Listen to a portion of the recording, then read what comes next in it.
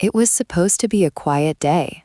A check of the mail, a cup of coffee, my newly purchased house, all mine, untouched by expectations, unannounced. I had bought it in secret months ago. Every document signed, every payment made, every plan finalized. Freedom in a pile of keys and a clean mortgage statement. I unlocked the door for the first time and stepped inside, feeling that rare thrill of ownership. The air smelled faintly of fresh paint.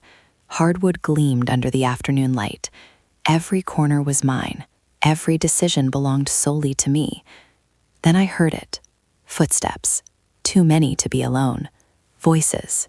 Low. Familiar. Laughing. Confident. I froze, heart pounding. Before I could react, the front door opened wider. There they were. My parents, my sister, smirking like this was their living room, not mine. They had waltzed in without permission, assuming entitlement. No call, no invitation, no respect for the legal fact that I now own this place outright. "What are you doing here?" I asked, my voice sharper than I intended. They didn't answer. They moved like they belonged, inspecting rooms, commenting on paint colors, placement of furniture, even the view out the back window. Their laughter grated. It wasn't celebratory, it was possessive. That's when it hit me. This wasn't curiosity. This wasn't joy. This was control. They had assumed ownership because they'd always assumed control. Every decision I'd made in my life had been questioned, overwritten, or undermined. But this time, they had stepped into territory that wasn't theirs. I had two options: confront them recklessly, risking chaos, or turn this moment into a calculated response that would leave no room for argument. I chose the latter. The rules had changed the moment I signed the papers. The house was mine, and they were about to find out exactly what that meant. The first few minutes were tense. My parents and sister roamed freely, commenting on the hardwood floors, the new appliances, the layout. Their voices bounced off walls that legally were mine. Every step they took was a reminder that they had grown used to a life where assumption equaled authority, where their presence in my life meant they could dictate terms. I took a deep breath and approached them calmly, not angrily, not with yelling, but deliberately. I explained matter-of-factly that I had purchased this house in full, that the deed, mortgage, and all legal documentation were in my name, and that their entry without permission constituted trespassing.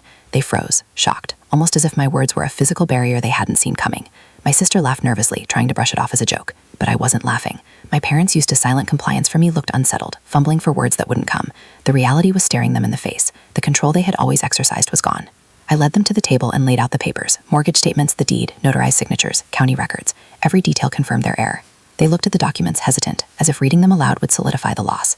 I let the silence linger. That's when my strategy kicked in. I didn't just want them to recognize ownership. I wanted them to feel the limits of their authority. I calmly instructed them to leave the property immediately and not to return without explicit permission.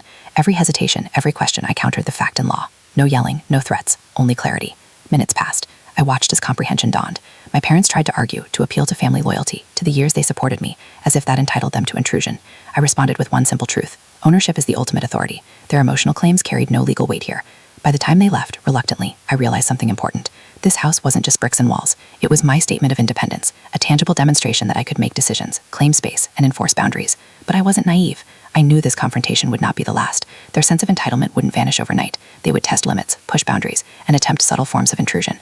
So I planned. Cameras installed discreetly at entrances, smart locks with individual codes, alerts for any unrecognized entry, every measure designed not for punishment but for prevention. The moment they crossed a line, I would have proof, leverage, and authority backed by law. The quiet that followed was deceptive. It felt peaceful, but I remained vigilant.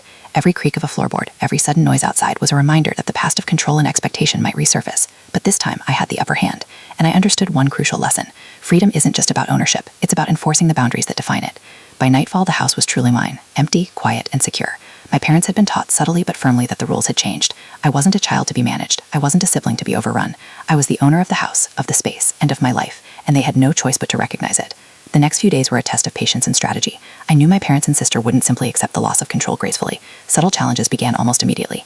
Phone calls asking for just a quick visit, casual mentions of dropping by, and indirect comments about how they had always been part of this family home. Each attempt was designed to see if I would falter, if I would revert to old patterns of compliance and allowance. I didn't. Every request was met with calm, factual reminders of the boundaries. This is private property. Visits must be scheduled. Entry without permission is trespassing. I didn't raise my voice, I didn't argue emotionally. I simply stated facts, reinforced by the legal documents already in my possession. The cameras and smart locks were not just for security, they were a silent reminder that intrusion would not go unnoticed. The subtle power plays escalated as I expected. My sister left notes, small, passive-aggressive, about family openness and togetherness. My parents called neighbors, casually inquiring about who had access to the house, trying to gather intelligence. I let them. Every attempt to manipulate or pressure me only reinforced my control. I knew exactly what they were doing. Then came the real test. My sister arrived unannounced one evening carrying keys she found in the old family house, assuming they still worked. She tried to let herself in while I was inside, thinking the cameras and locks could be ignored. Instead, she triggered a loft I had set up. Notifications went to my phone immediately. I intercepted her calmly at the door, explaining again that access without explicit permission was illegal. Her reaction was telling: shock, embarrassment, then anger. She realized finally that her assumptions no longer applied, that control had shifted permanently. My parents arrived moments later, claiming they were just here to support. I didn't argue. I showed them the system, the alerts, the logs of attempted entry. The facts spoke louder than any argument. That night, silence fell. Not the uneasy quiet of confrontation, but a quiet born of recognition. They understood boundaries could not be bent by familiarity, by history, or by expectation. Ownership was tangible, enforceable, and absolute. I walked through the house, unlocked doors, adjusted the lighting. This was no longer just a space, it was a statement. The house was mine, yes, but more importantly, it was a symbol of autonomy, of strategy, of calculated authority over my life. They could no longer assume, demand, or manipulate.